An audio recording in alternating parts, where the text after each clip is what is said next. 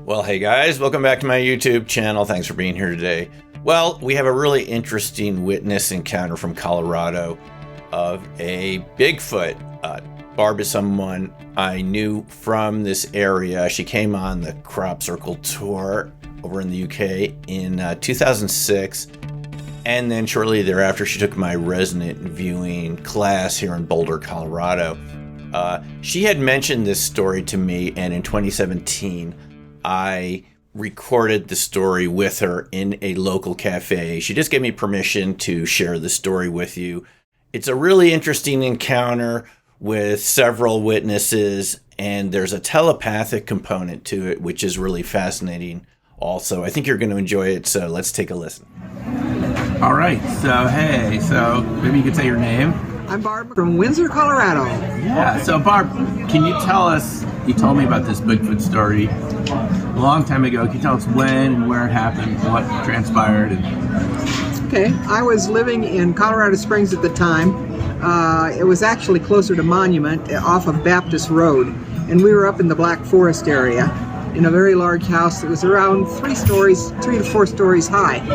So it was built into the side of a hill. And there were a lot of decks off the side of it, you know, where you could go out and spend some time. We could see the Air Force Academy down from us, and it was a fascinating place to live. Would you describe it as a suburban area or rural or?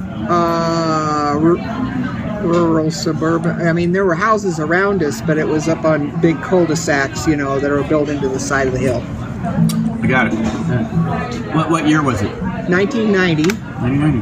1990, and I was getting ready for bed at night, and I think I just crawled into bed, and I heard this very interesting scream, howl, loud, vibrating kind of noise, and it was a couple times, and I popped out of bed, and I opened my door, and I was right across from a bathroom, but we were on the top story of the house. And my girlfriend, Zareen, was in the other bedroom, and she'd already started out and down the stairs. And so I was just getting out of my door, about the time that she probably got to the end of the stairs, and was looking out some French doors on the west side of the house. And when that happened, I was halfway down, but there was still a wall between me and the French doors. I couldn't see out the French doors. So I got this flash of an image in my mind. It was like a flash camera of this Bigfoot that was out on the deck. And the deck was probably about 5 to 6 feet above the ground level. And the banister on it was about 4 foot tall. And this Bigfoot was, it was like when she flipped on the light switch for the deck to see what was out there, she saw him right away, and I saw him through her eyes, I guess. I couldn't figure it out, because it was like a mental image? It was a mental image. It was like a flash shot, you know? Yeah. And when I saw it, he had one leg, he or she, I don't know, I'm presuming it was a he, I don't know.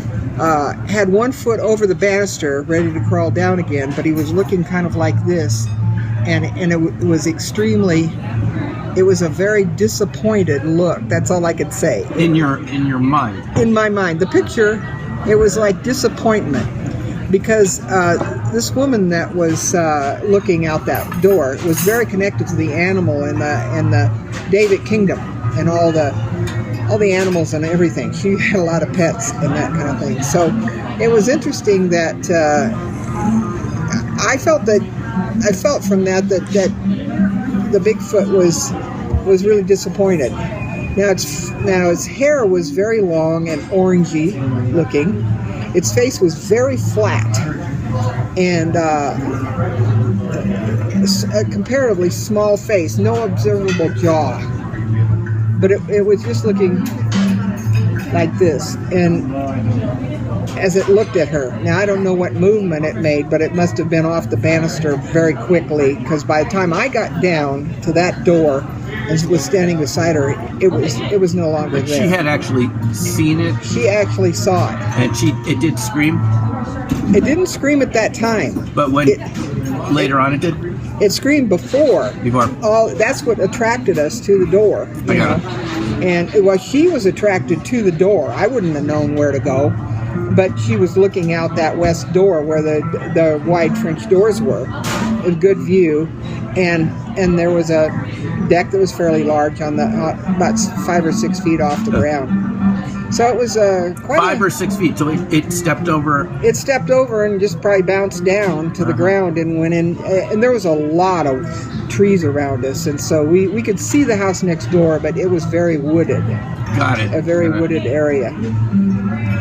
And that picture just still exists in my mind, and it's like I'd never had that experience until I ran into somebody later that told me that the Bigfoot or whatever terminology, Yeti, whatever you want to use for the word, was they did cast pictures into people's minds.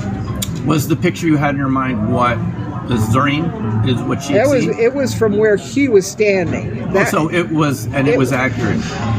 It was. I saw out of her eyes. That's the only way I can explain what she described was the same thing that you saw. Yeah, and we talked about it, and it was kind of like, well, I'd like to know that I wasn't afraid or anything. What was her reaction? She was pretty. How far away was it when she saw it?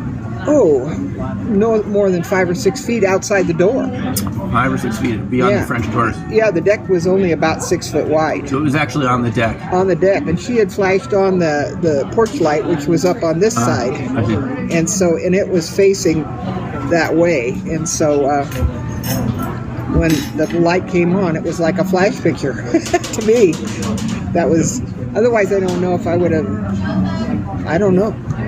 But if I saw it, I had to have seen it through her eyes, because I know I was not down there at that level.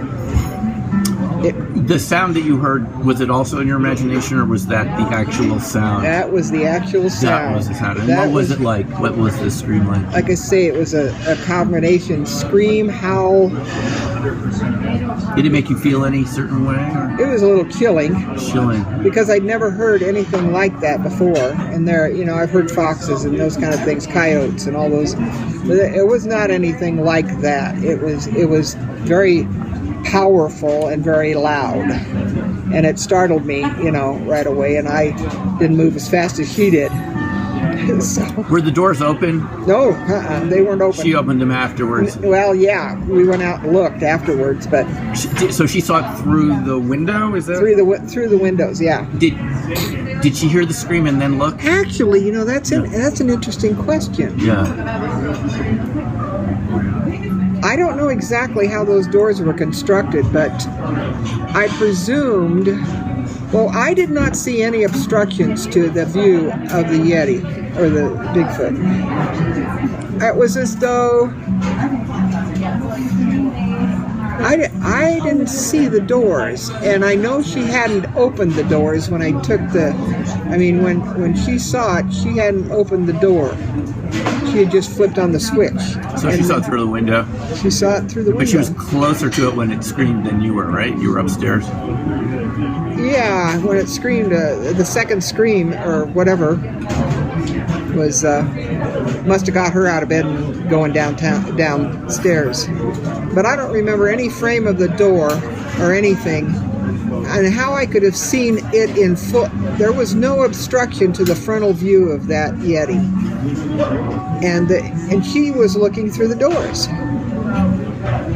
So that's even more of a question in my mind. I don't know, because I think, well, was it her? Did I see it through her eyes, like I've thought I did? And now that you ask that question, I think there was no part of the door visible in my picture, my mind picture. So, did it cast that picture for me? I've been told that happens. I don't know, and I have no proof of it. No proof at all. What did you say about it later on? Did you agree about something like the size? Or did you have the same fresh color? Yeah, right. How tall? I would say 7 to 8 foot tall. Yeah, 7 to 8 foot tall at least. Because its leg, when it was sitting on top of the banister, which was 4 foot tall, its leg was still bent and touching the floor of the deck, and the other leg was ready to bounce down, I guess, because it was on the other side. It was on the other side of the banister. So I don't know.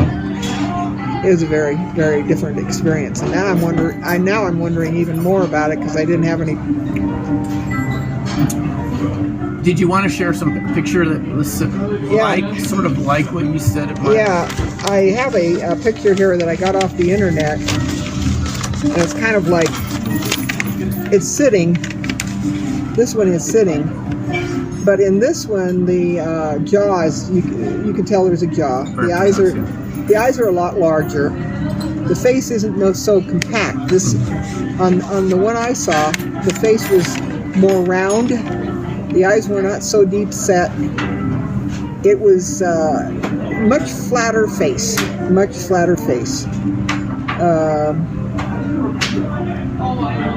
The expression is unforgettable though, because to me it was definitely disappointed, and I don't know if it would have, if I had not been close or if nobody else had heard it, if she would have been able to have a conversation with it. I have no idea, because she was very, like I say, very much animal connected. But so that was the closest, especially the color of the fur that I could see with the light on. Mm-hmm. Color of the fur was obviously orange, and I'd seen some online that were, and the mouth didn't seem as big, but there was no facial hair right in the area of the face. This one more or less has like a beard. There was no facial hair. Any clothing? No clothing. The clothing was the hair. Long hair or long? Yeah, long. Like orange, this one. like that, orange, like that. Yeah. Right. Yeah. Very strange. Very strange. But it's like the pictures in my mind. It's really fun. Did Zorine ever say anything about it? Oh yeah, we talked about it a lot afterwards, because there was a group of people living in the house. There were 7 of us in that house, and we definitely talked about it, speculated, and I wondered, if there was any way to find them or something like that, because I figured this is a very hilly area, and if they were in caves or any kind of thing like that, there probably was ways. But I kind of also wondered if it wasn't an interdimensional animal. I don't know. Okay, well, thanks very much. Yeah, thanks for asking.